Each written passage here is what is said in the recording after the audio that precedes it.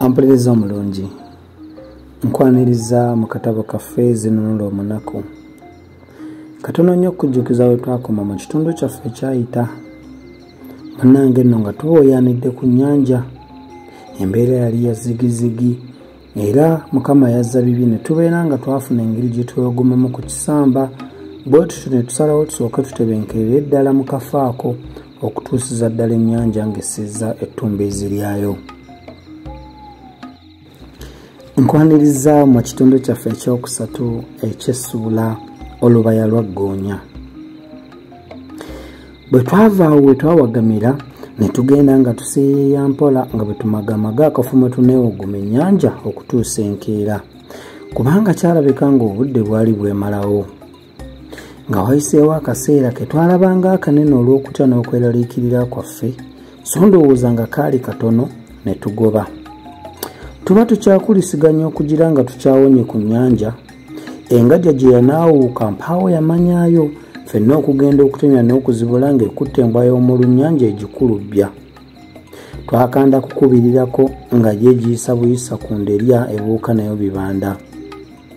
Embwa yakanda kwennyonnyolako nti mpunyavu kengadya muli nti naakunaaliza mu mugga. Yatuleka tutangaaliridde tukutte ku mumwa nga ye emyansa era agagirabako olwo ge gaamala. Ekyaddirira kunoonya kifo kya kusulamu. Embooge teyabandagala nga twakigguseeko dda. Yali mpuku nga nnene ebitagambika anti ng'eyinza okusulamu abantu ng'ekikumi ate ne musigalamu ebifo ebirala by'abantu nga 6. Bannaffe tebaalwa nga bagenda kunoonya ku nku za kukuma mu kyoto ate nze n'emikolo baatuleka nga tulongoosa mpuku. Tuba tugimaliriza mikolo n'alinnya ku kintu bw'agenda okuggyayo kye yalowooza okuba ekibya nga ku kiwanga ky'omuntu kwe tukuba amaaso ne tutunulaganako kasirise ng'ate bwe tutunula mu kanyomero eyali eddugalabe zigizigi. Mba ngenda okugamba munnange nti ndowooza ntajja ye yaliiramu omuntu ne tuwulira eddoboozi ng'ery'ekintu nga lituyita nti abange temusula kuno, bwe munaasula kuno enkya munaaba mufuuse ng'oyo. Mikolo kwe kuta ekiwanga ne kigwa ne kiyiringita ne kiraga eyo mu nsonda eyali ekutte. Twagenda okuwulira nga kigolongotana ng'ekitomedde ebiwanga ebirala. Tuba tukyasirikiridde ate ekintu ne kitweyongera nti abange bye mbagambye temubiwulidde mulinda kimuno mujaamuke. Koffe muno mufiira muloge yataakutemyako yagala wambazzi nga tufuluma butalaba mabega. Bannaffe bwe badda nga tubayitiramu matobotobo mu bibaddewo bonna nga bateesa kuva ku kizinga ekyo tunoonye ekirala kwe tuba tusula. Naye waliwo abaana b'omwami 2 nga bo bawalaza mpaka nti tetujja kuleka mpuku nnungi bweti kugenda nga tuyengatana mbu tunoonya kifo kirala. Ye ekitujjira ddala kuno kiki? Ebigambo obugambo eby'abana abati abawulidde aganyonyi nga gasindogoma ne bagayita ekintu.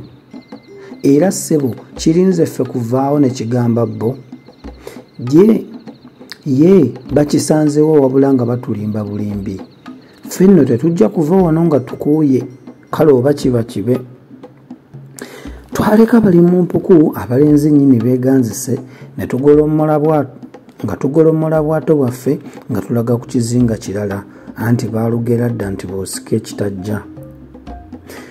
Kizibu okunnyonnyola essanyu lye twafuna bwe twagoba ku kizinga ekyali kyesuddeko akabanga. Kizibu okunnyonnyola essanyu lye twafuna bwe twagoba ku kizinga ekyali kyesuddeko akabanga ku ekyo kye twasooka okugobako.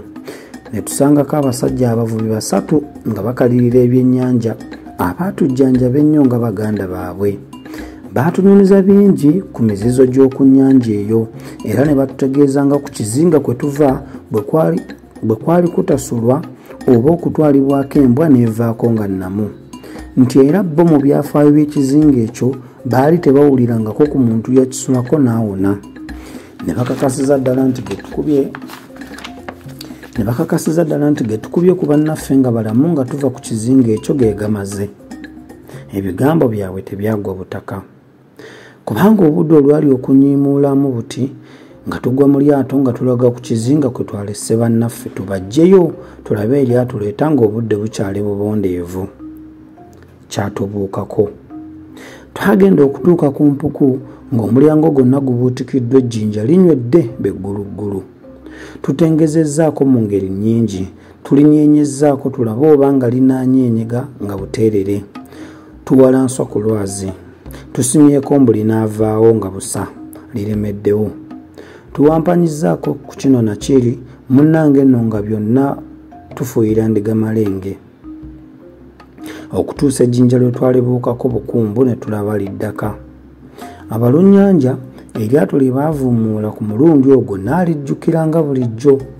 Mu kaseera buseera kati nga twagobye dda ku mwalo gwe waffe.